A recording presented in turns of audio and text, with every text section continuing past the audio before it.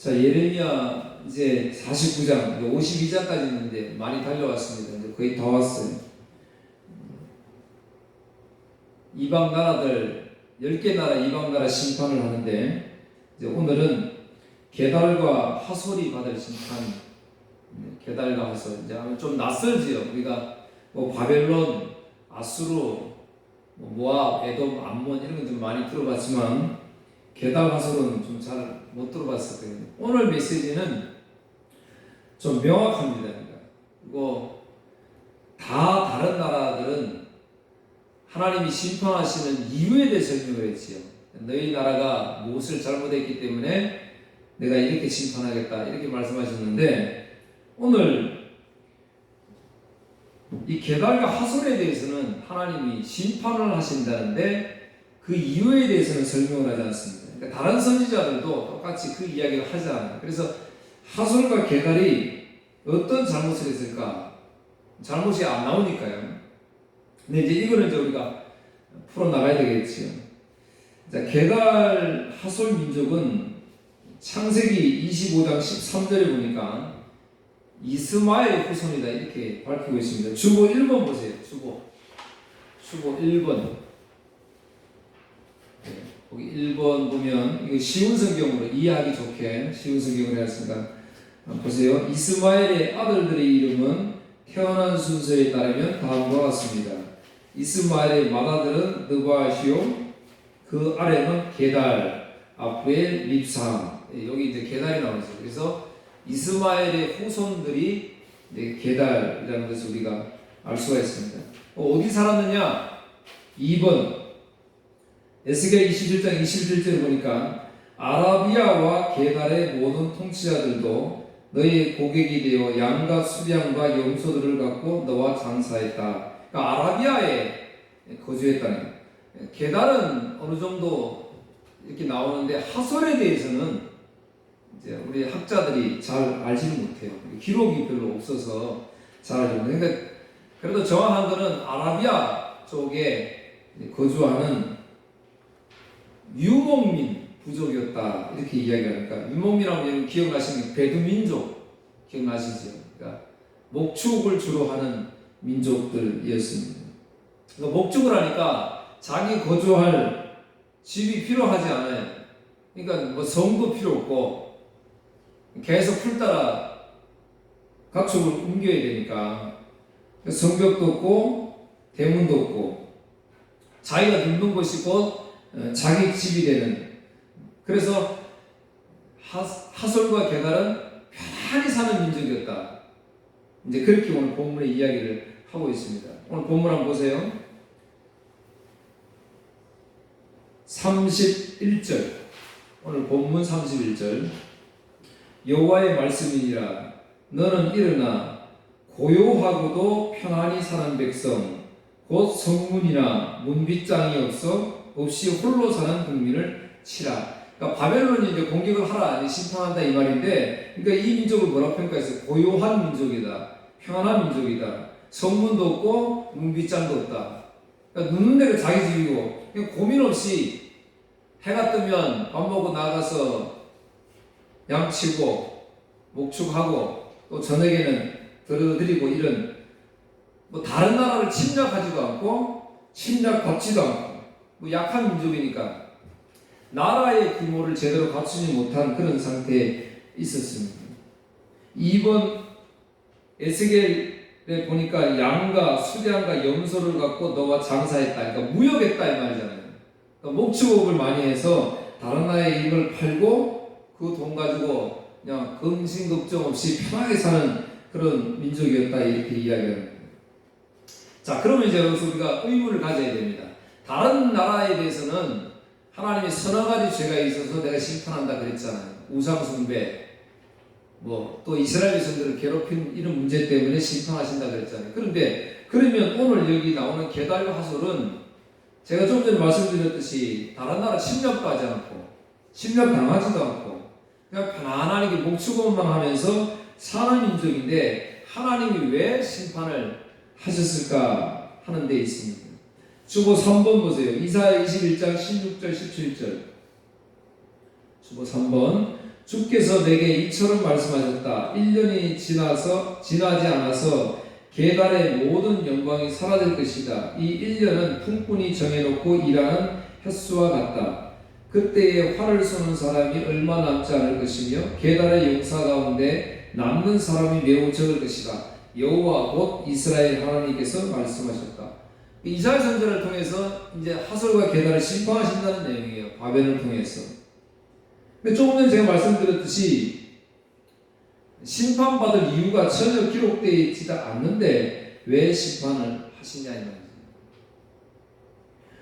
오늘 우리가 예레미야 예전에 2장 이제 기억이 잘 안 되겠지요. 벌써 2장부터 49장이니까 2장 10절 11절에 보면 이스라엘 백성들을 하나님이 남유다를 이제 책망을 하시는데 그 책망하실 때 계달의 민족들을 가지고 와요. 그러니까 이스라엘 백성들은 하나님의 택한 백성이니까 그러니까 하나님만 섬겨야 되잖아요. 그런데 이스라엘 백성들이 우상 숭배합니다. 다른 신들을 섬기게 되죠. 그러니까 다른 신들을 섬기게 되니까 그 비유 예를 들어서 예레미야 선지자가 이렇게 이야기합니다. 예레미야 2장 10절 11절인데 제가 읽습니다. 너희는 깃딤 섬들에 건너가 보며 계달에도 사람을 보내 이 같은 일이 있었는지 자세히 살펴보라. 그러니까 깃딤이라는 섬하고 그다음에 계달 나라에 사신을 보내가지고 그 나라에 한번 물어봐라. 이런 일이 있었느냐? 그러니까 뭘 물어보느냐?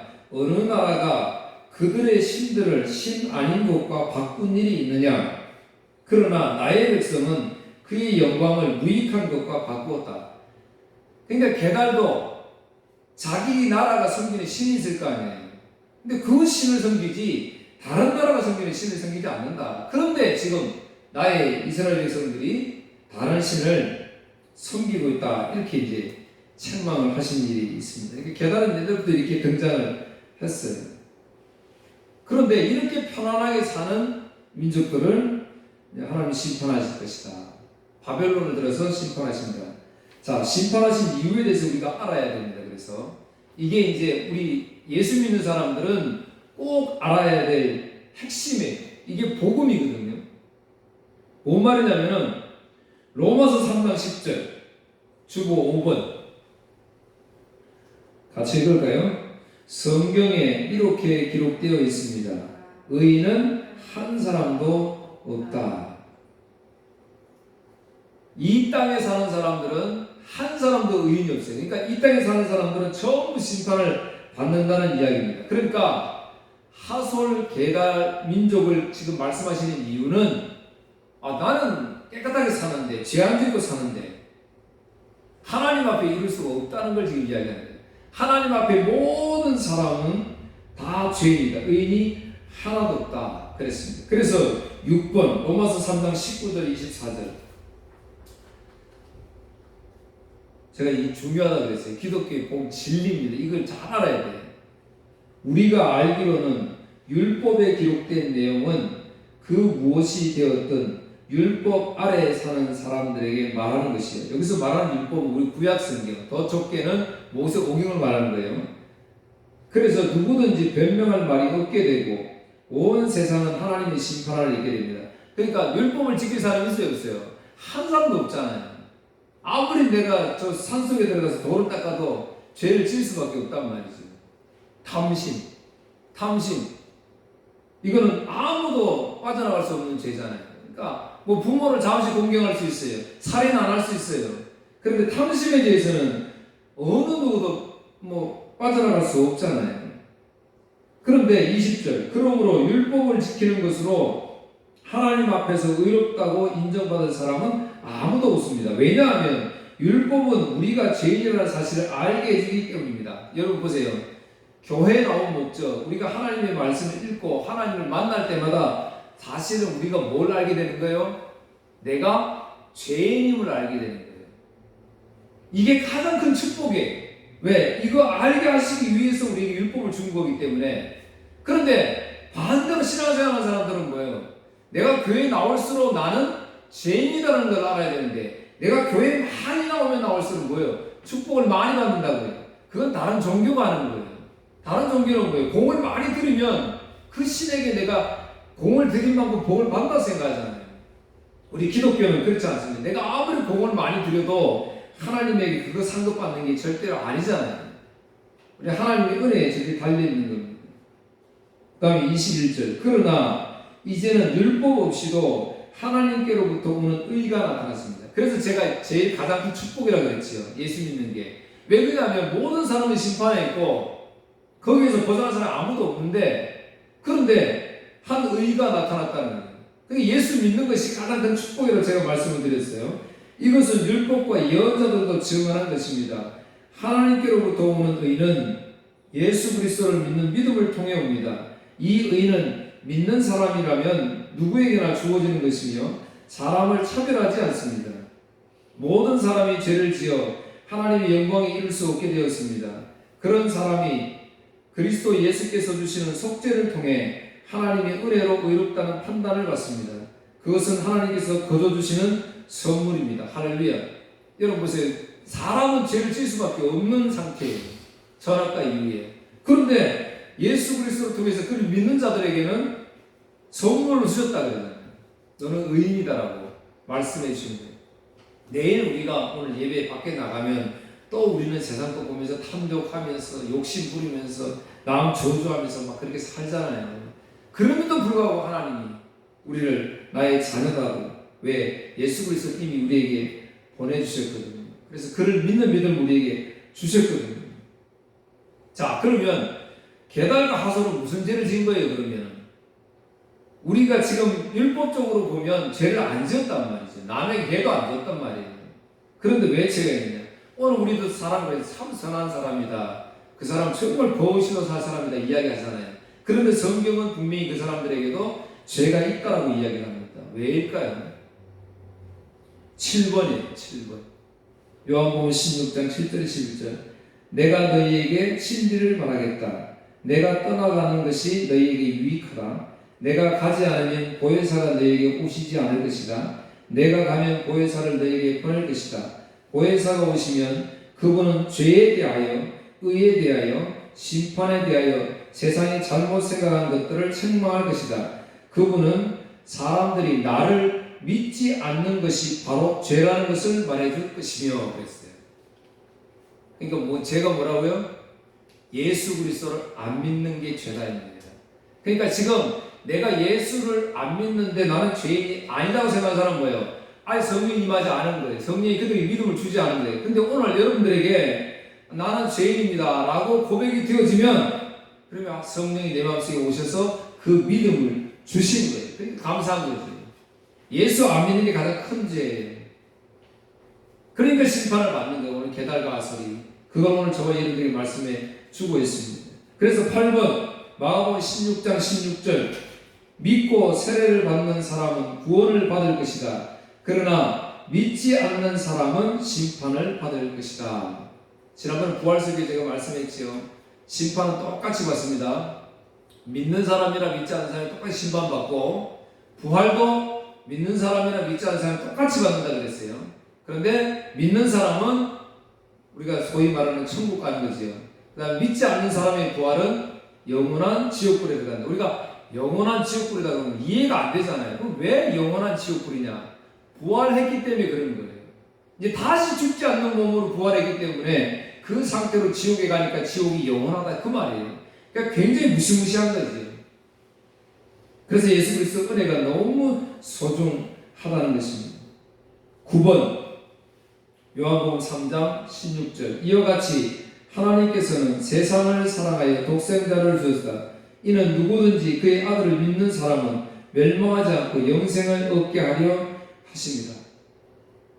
얼마나 감사해요. 이거보다 더 감사한 게 없네. 그러니까 제가 늘 주장하는, 교회 오면 하나님 나에게 건강 주십시오, 뭐 사업 잘 되게 해주십시오, 뭐 하게 해주십시오, 그 기도할 필요가 없다 이 말이에요.